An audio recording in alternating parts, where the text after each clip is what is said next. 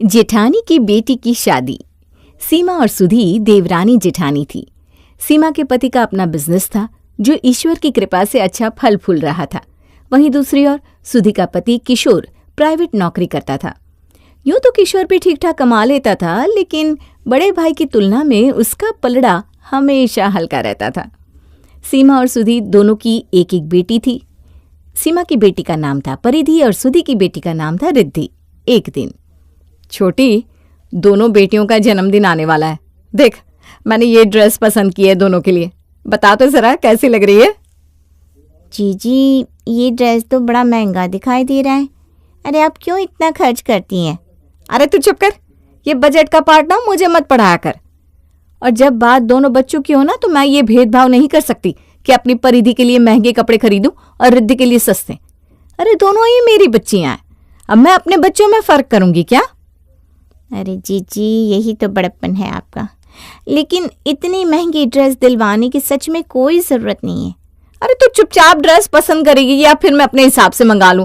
फिर मत कहना कि जीजी ने एक बार भी मेरी राय नहीं ली। सीमा और सुधी दोनों ही रिद्धि और परिधि से बहुत प्यार करती थी।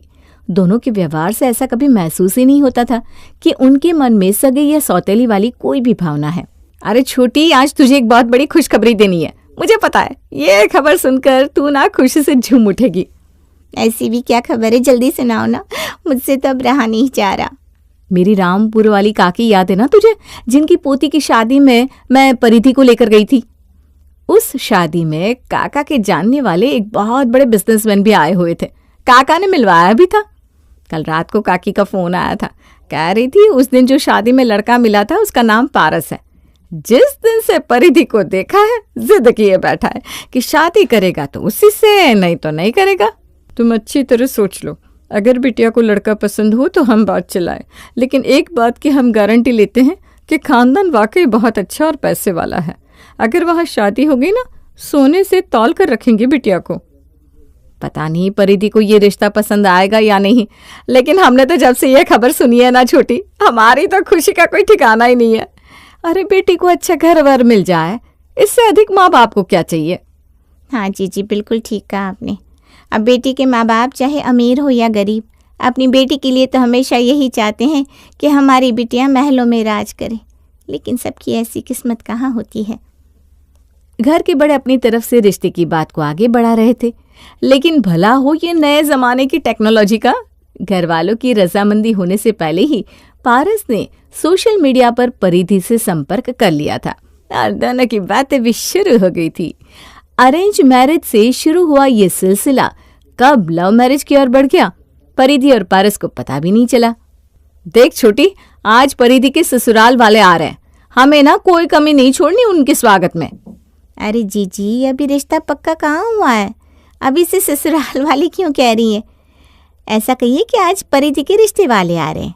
अरे ये तो एक फॉर्मेलिटी है, बाकी ये बात तो सभी जानते हैं कि जब लड़का लड़की राजी तो क्या करेगा काजी। समझ गई ना? दोनों देवरानी जेठानी हंसते मुस्कुराते दौड़ती भागती मेहमानों के स्वागत में लगी हुई थी। कुछ देर बाद लड़के वाले आते हैं और उनके सामने परिधि को दिखाने का औपचारिक कार्यक्रम शुरू हो जाता है। देखिए बहन जी, इस बात में तो कोई शक नहीं कि आपकी बेटी खरा सोना है। अरे भाई, आपके सोने की चमक तो हमें वहाँ इतनी दूर बिलासपुर में भी दिखाई पड़ रही थी, तभी तो हम दौड़े चले आए आपकी बिटिया से मिलने। ये तो आप लोगों की नज़र की बात है कि आपने मेरी बिटिया को सोना समझा। दोनों बच्चे इस रिश्ते से खुश हैं, इससे ज़्यादा और माँ बाप को क्या चाहिए। कुछ देर की औपचारिक बातों के बाद पारस और परिधि के रिश्ते पर मोहर लग जाती है। बहन जी, रिश्ता तो बच्चों का जुड़ ही गया है। हम तो कहते हैं लगे हाथ रोके की रस्म कर देते हैं, उसके बाद सीधा सगाई की तैयारी करेंगे। बाकी कोई जल्दबाजी नहीं है, जैसा आप लोगों को उचित लगे। जी बहन जी, हमें भी कोई ऐतराज़ नहीं है, बस चूंकि हमारी ऐसी कोई तैयारी नहीं है इसलिए हमें थोड़ा सा समय दीजिए। आप लोग भी लंबा सफ़र करके आए, थोड़ा आराम कर लीजिए, तब तक हम जो भी थोड़ा बहुत हो सके इंतज़ाम करने की कोशिश करते हैं। मेहमानों को गेस्ट रूम में छोड़कर सीमा और सुधी जल्दी जल्दी रोके की तैयारी में लग जाती हैं। अरे दीदी, इतने बड़े लोग हैं, अब ऐसे फल और मिठाई से रोका नहीं हो पाएगा। आप ना एक सोने का सिक्का मंगवा लीजिए, 10 किलो मिठाई और घर के सभी सदस्यों के कपड़े, और हाँ, दामाद जी की कम से कम 5 जोड़ी मंगवाना। बिल्कुल ठीक कह रही है छोटी, 1 नहीं 5 सोने के सिक्के मंगा लेते हैं, एक ही तो दामाद है हमारा। सच्ची तू रहती है ना तो मुझे किसी बात की चिंता नहीं होती, कितनी सहजता से सब संभाल लेती है। रोकी का नाम सुनकर मेरे तो हाथ पैर फूलने लगे थे। ठीक है किशोर, ऐसा करो तुम जल्दी से बाजार जाकर सब सामान लेकर आओ, तब तक हम थोड़ी हॉल की सजावट करवा देते हैं। 3 घंटे बाद रस्म है, अब इन 3 घंटों में जो हो पाए वही ठीक है। सीमा और सुधी ने एड़ी चोटी का जोर लगा दिया था कि शादी का ये पहला फंक्शन किसी भी मायने में सूना ना लगे। किसी तरह दौड़ते भागते 3 घंटे में सारी तैयारियां पूरी होती हैं और पारस और परिधि रोका सेरेमनी के लिए जाकर सोफे पर बैठते हैं। आओ छोटी, दामाद जी को अपने हाथ से फल, मिठाइयां और सोने का सिक्का दो। अरे जीजी, लेकिन मैं क्यों, आप करिए ना।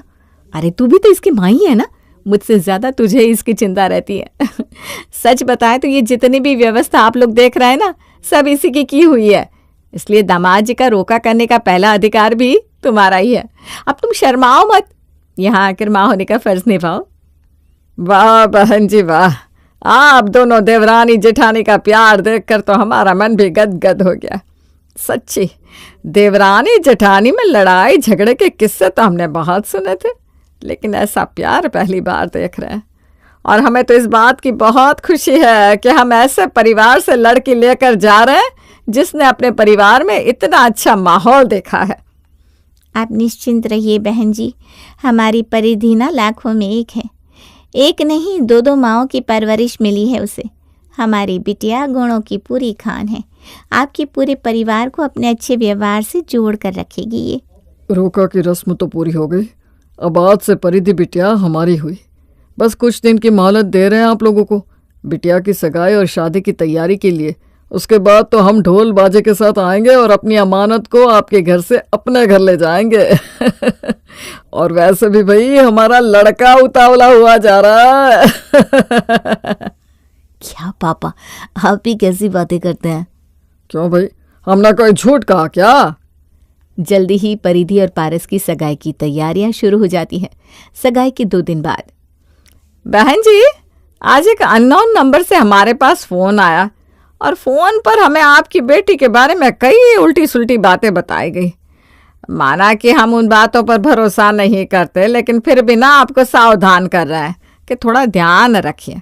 कोई तो ऐसा है जो नहीं चाहता कि पारस और परिधि की शादी हो। लेकिन ऐसा कौन हो सकता है? अरे हमने तो आज तक कभी किसी का बुरा नहीं किया, जितना संभव हो सबकी मदद ही करते हैं। और रही बात मेरी बिटिया परिधि की, तो वो तो इतनी गुणी और सुशील है कि उसके बारे में गलत बात करने वाले की जबान कटकर खुद गिर जाएगी। वैसे मैं ये जानना चाहती हूँ कि आखिर उस फोन कॉल पर कौन था और उसने मेरी बिटिया के बारे में क्या कहा? बहन जी किसी औरत का फोन था, कोई बुजुर्ग महिला लगती थी। उसने सिर्फ इतना कहा कि अपने बेटे की जिंदगी बचाना चाहती हो तो उस घर से रिश्ता तोड़ दो, वो लड़की 1 नंबर की आवारा और चरित्रहीन है। अरे कीड़े पड़ेंगे उसे जिसने मेरी बेटी के बारे में ऐसी अनाप शनाप बातें की। आप मेरा यकीन करिए बहन जी, मेरी बच्ची में कोई दोष नहीं है। हम समझते हैं बहन जी, और परिधि अब सिर्फ आपकी बेटी नहीं है, हमारी होने वाली बहू भी है।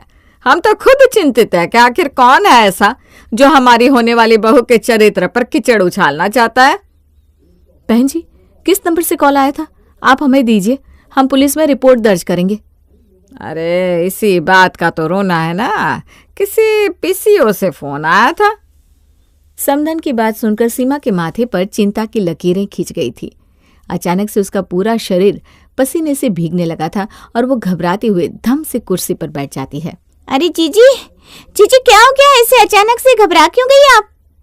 छोटी, समधन जी का फोन आया था, कह रही थी उनके पास किसी अजनबी नंबर से फोन आया जिसने हमारे बिटिया के बारे में बहुत सी अनाप शनाप बातें की। मेरा तो सर चकरा रहा है, आखिर ऐसा कौन हो सकता है और हमारी बिटिया की किसी के साथ क्या दुश्मनी?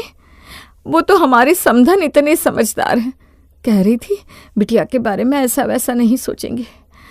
आप चिंता मत करिए, लेकिन फिर भी मैं तो माँ हूं ना छोटी, मेरा दिल तो घबराता ही है, कहीं ऐसा ना हो कि बनी बनाई बात बिगड़ जाए। अरे जीजी शुभ शुभ बोलिए, ऐसा कुछ नहीं होने वाला। और आप पहले ठंडा पानी पीजिए, अपनी तबीयत का ख्याल रखिए, बाकी सब अच्छा ही होगा। 2 दिन बाद। सीमा जी, आज तो हद ही हो गई।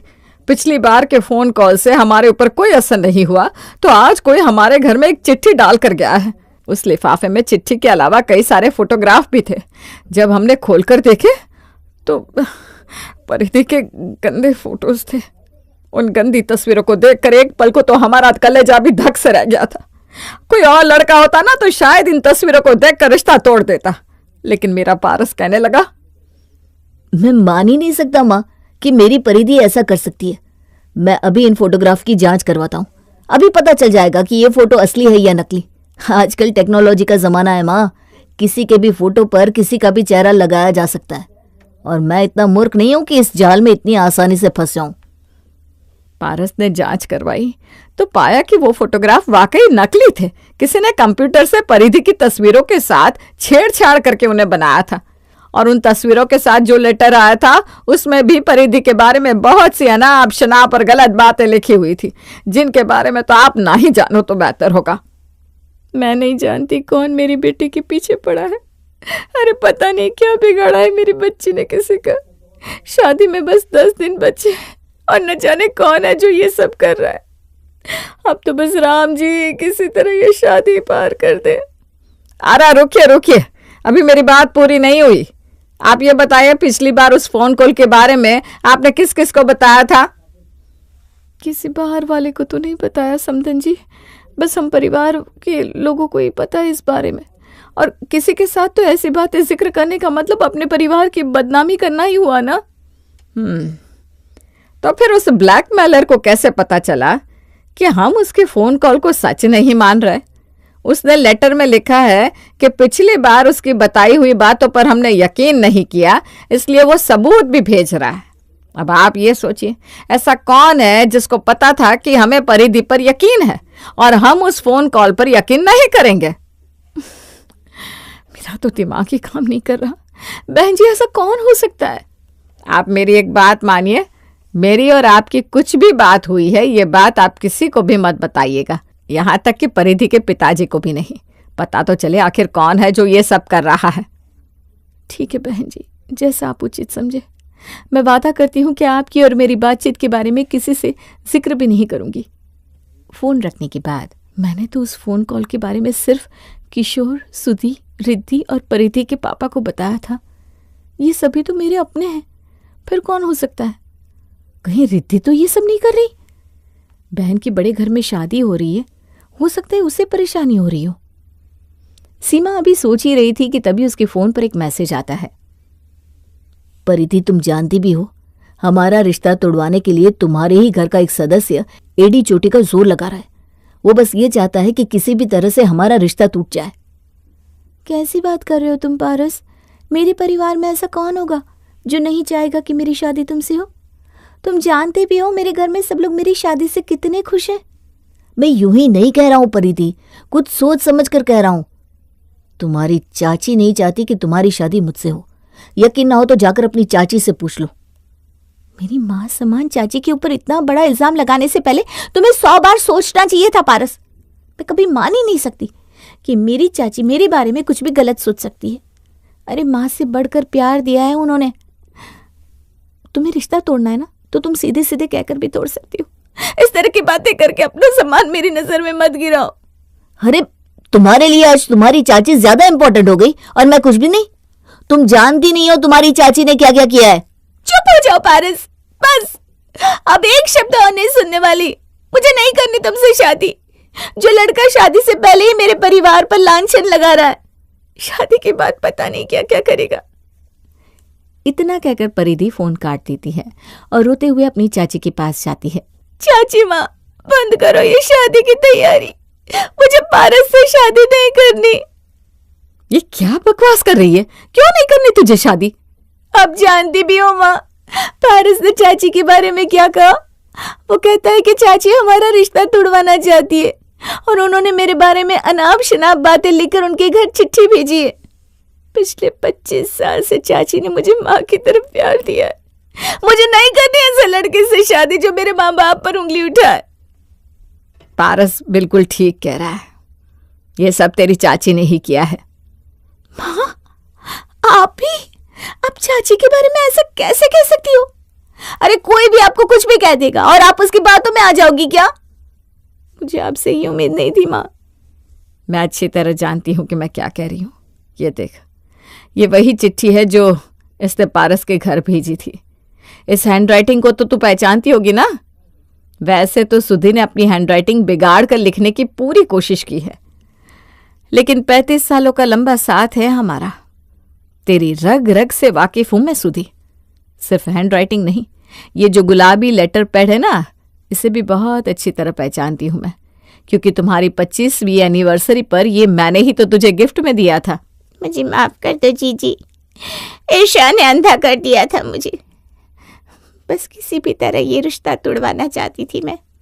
जिस दिन से रिश्ता हुआ है, आप लोग पानी की तरह पैसे बहा रहे हैं। इतना धन प्रदर्शन सिर्फ इसलिए ना कि बड़े घर में आपकी बेटी का रिश्ता हुआ है। लेकिन कभी सोचा है कि आपकी देवरानी के दिल पर क्या बीती होगी आपको ऐसे पैसा बहाते देखकर? इस तरह तो सारे अच्छे रिश्ते बस बड़े घर की लड़कियों को ही मिलेंगे।